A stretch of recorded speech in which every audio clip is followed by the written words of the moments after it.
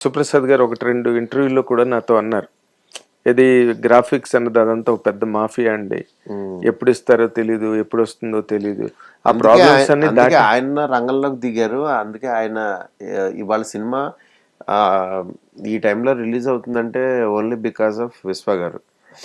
విశ్వ గారుకి అసలు గ్రాఫిక్స్ మీద విపరీతమైన గ్రిప్పు. ఆయనకి అంటే చాలా అడ్వాన్స్డ్గా ఉంటారు. మనం కంటే ఒక 2-3 years హెడ్ ఆలోచిస్తారు. ఇప్పుడు ఏ వస్తున్నప్పుడు దాన్ని ఎలా యూటిలైజ్ చేసుకోవాలని ఇట్లాగా. అందుకనే ఆయనతో ఈ సీజీకి సంబంధించింది జర్నీ కానీ ప్రొడక్షన్ వైజ్ కానీ సిస్టమ్ని అయితే చాలా పర్ఫెక్ట్గా సెట్ చేశారు.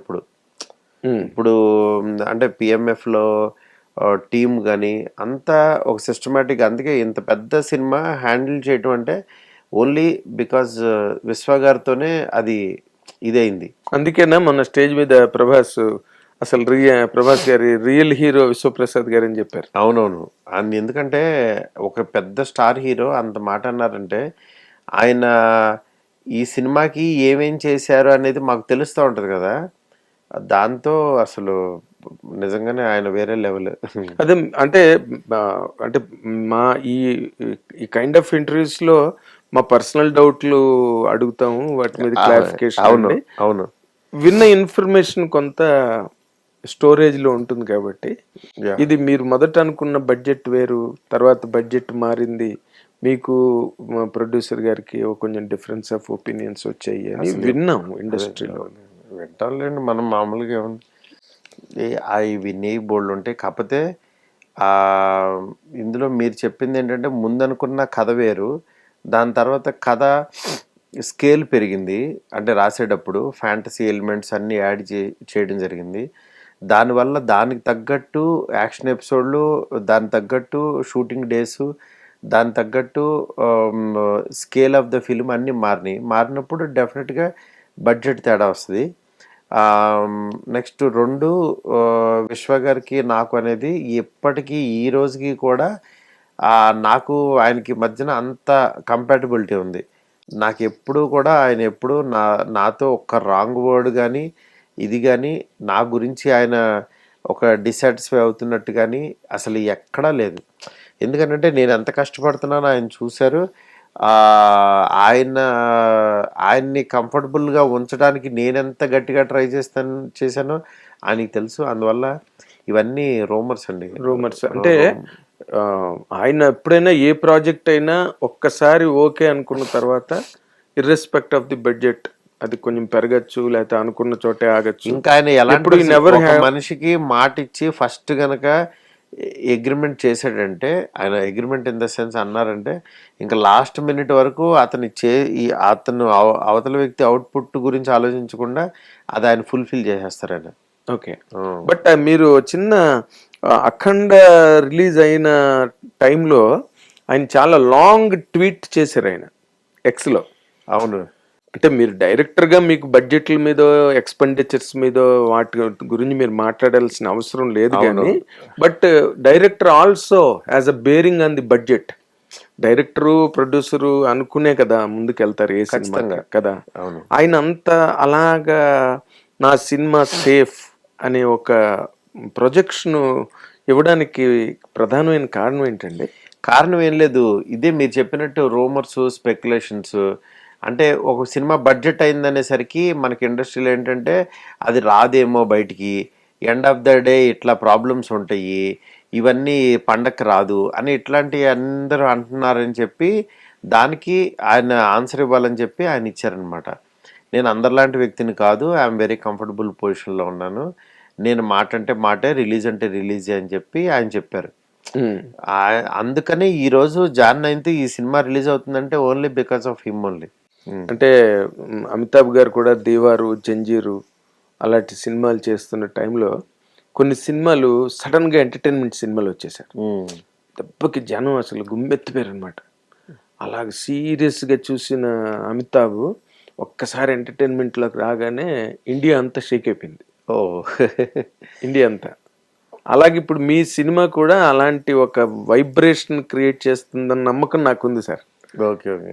ఎందుకంటే మీ కైండ్ ఆఫ్ ట్రీట్మెంట్, అవునవును. దాని మీద ఒక రకమైన పిల్లల దగ్గర నుంచి పెద్దవాళ్ళ వరకు అందరూ ఎంజాయ్ చేసే ఆ fairy tale approach, correct. Fairy tale approach మీ సినిమాలో ఉందని అనిపిస్తుంది. అవునవును, ఖచ్చితంగానండి. అదే దాన్నే మా స్ట్రెంత్ కింద యూఎస్బి కింద నమ్ముతున్నాం. ఎందుకంటే ఇది నేను ఫ్యామిలీ అందరూ చూసే సినిమా కావాలని చెప్పి చేసిందనమాట. అందుకని ఈ కైండ్ ఆఫ్ సినిమాని ఎవరు మిస్ అవ్వరని అనుకుంటున్నా. అదే మీరు ఇందాక ఇండియాలో ఇప్పటి వరకు ఈ కంటెంట్ ఎవరు టచ్ చేయలేదని మీరు మాట అన్నారు. అవును ఇప్పుడే అవును. అది అంటే ప్రభాస్ రిలేటెడా, కథ రిలేటెడా అని అంటే ఇప్పుడు మా గ్రాండ్ మదర్ని పట్టుకొచ్చారు, గ్రాండ్ ఫాదర్ ఉన్నాడు. అవును. ఆ? అసలు గ్రాండ్ మదర్ గ్రాండ్ ఫాదర్ కి మధ్యన మెయిన్ హీరో కథ అనేది ఇంతవరకు ఈ ఇండస్ట్రీలో ఎక్కడ రాలేదు కదా. తాత విలనయ్యి నానమ్మ కోసం ఒక మనోడు ఏం చేశాడు అనేది వీళ్ళ ముగ్గురు మీదే ప్లే ఉండటం అనేది లేదు కదా అసలు. లేదు.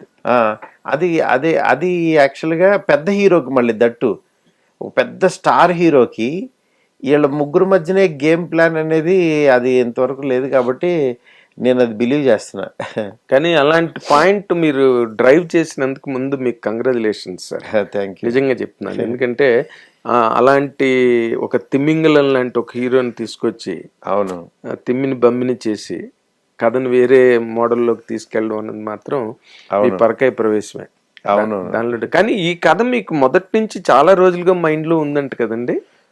అవునండి, పాయింట్ ఉంది, ఎప్పటి నుంచో ఉంది. ఎందుకు మరి ఎక్స్పెరిమెంట్ చేయలేదు? మరి ఏ హీరో మీద అది? ఎక్స్పెరిమెంట్ అని కాదు, నా దగ్గర రకరకాల చాలా పాయింట్లు ఉన్నాయి. నేను ఎప్పుడు ఈ ఎక్స్పెరిమెంట్ లాగా నేనేమి ఇదవను. అంటే experiment in the sense why you never tried about it అని. ఆ కంటెంట్ ఈ రోజు వరకు బయటికి తీయడానికి కారణం ఏంటండి? బడ్జెట్ ఎక్కువ అవుతుందనా? ఆల్మోస్ట్ అంతే కదా. అంటే బడ్జెట్ గురించి అని కాదు, అంటే ఈ పాయింట్ నాకు హర్రర్ కామెడీ తీయాలి అని నేను మళ్ళీ ప్రేమ కథా చిత్రం తర్వాత అనుకోలే. అంటే నేను తీసిన జానరే మళ్ళీ నాకు తీయాలని నాకు ఆ ఎగ్జైట్మెంట్ లేదు మెయిన్.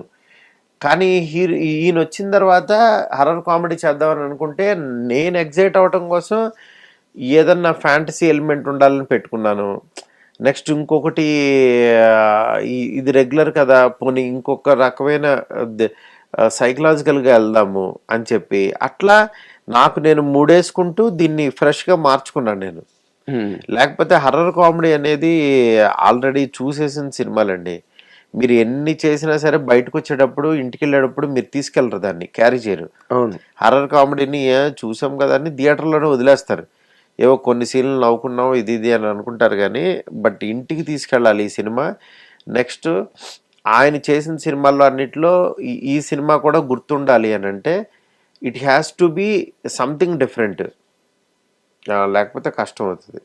హిట్ టీవీ యాప్, ఇందులో short news, live news, entertainment shows, movies, digital magazines తో పాటు మీ జిల్లా వార్తలను కూడా ఫ్రీగా చూడొచ్చు.